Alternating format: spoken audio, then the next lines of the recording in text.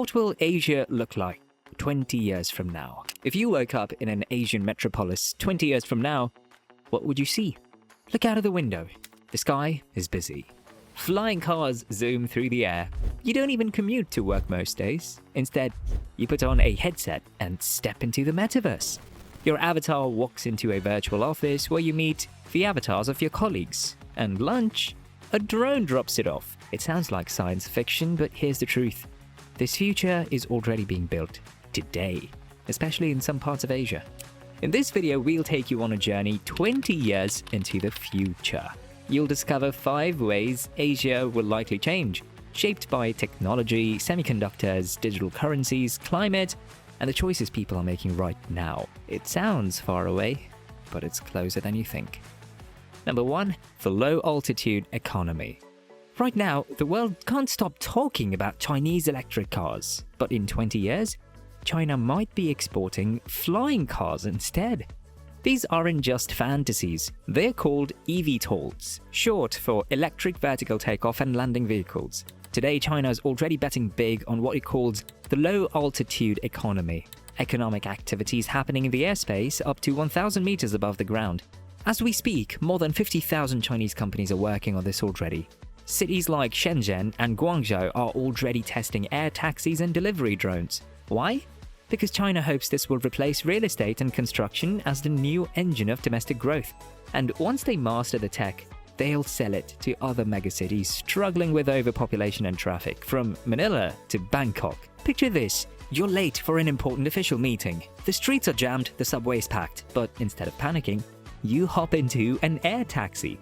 Within minutes, you're flying 600 meters above the chaos, crossing the city in 12 minutes for less than $16. It sounds too futuristic, but it's actually being projected right now. Meanwhile, drones will deliver food, medicines, and packages too. Will the low-altitude economy take off in the West? Probably. But like with Chinese electric cars, it will likely get caught up in regulation, red tape, and politics. Number 2, the metaverse, Asia's new frontier. Think about how much time you spend looking at flat screens, scrolling Instagram, watching YouTube, like this video. Now imagine that in 20 years, you'll step inside those screens. You'll wear sleek headsets that immerse you in the metaverse, a virtual world where your 3D avatar works, shops, studies, and hangs out with friends. And Asia won't just use the metaverse, it'll help build it. Today, governments and companies across China, Japan, and Singapore are already investing heavily in it. But South Korea is definitely leading the way. The country already has a national metaverse strategy. It's building a digital Seoul where AI avatars help citizens file taxes, pay bills, and visit virtual museums, including historical sites destroyed long ago by the Japanese occupation. Even K-pop is changing. Kakao Entertainment is already creating the band Mave. It exists only in the metaverse, and its members speak any language and can chat with fans 24/7. Now, this tech could help solve real problems, from overcrowded cities to education gaps. Imagine kids in poor villages across Asia attending world-class classes online, powered by Korean metaverse technology. But there is a dark side too.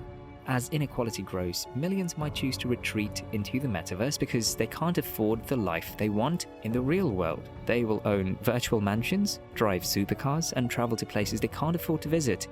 In a world that isn't real, a digital dream that could become a dangerous escape. Number 3, Asia's quiet escape from the dollar.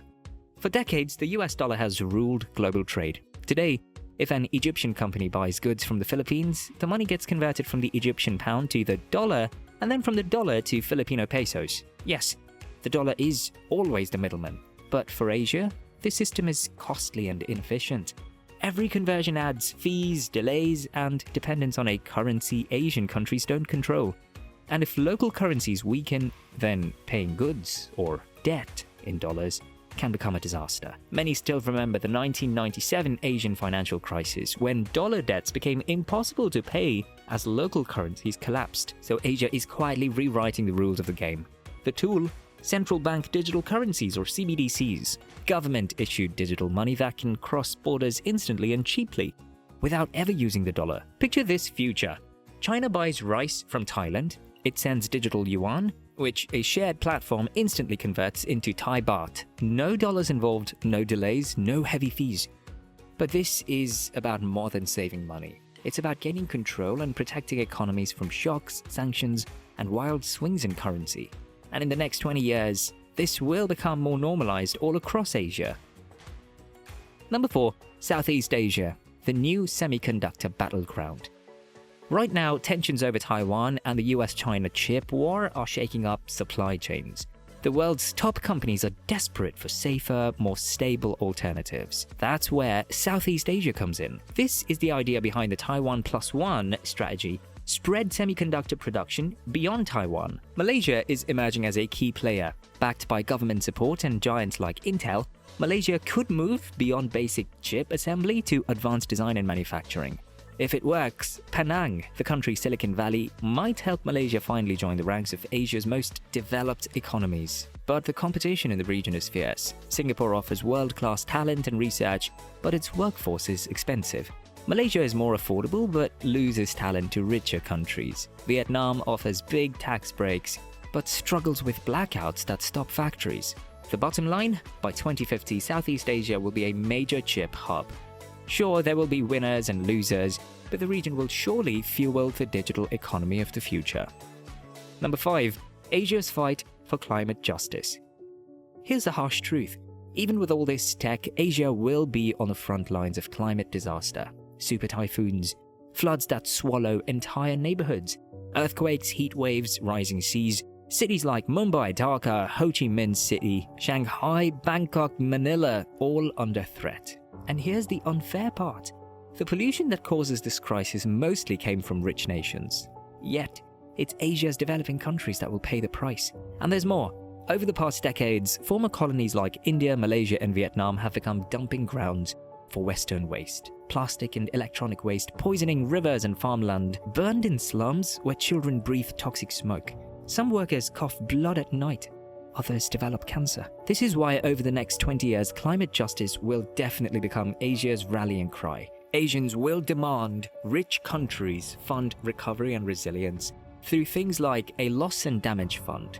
And those calls will only grow louder. Picture an Asian climate envoy at the UN showing drone footage of flooded villages in Bangladesh and blaming the West for causing this, asking them to compensate the damage.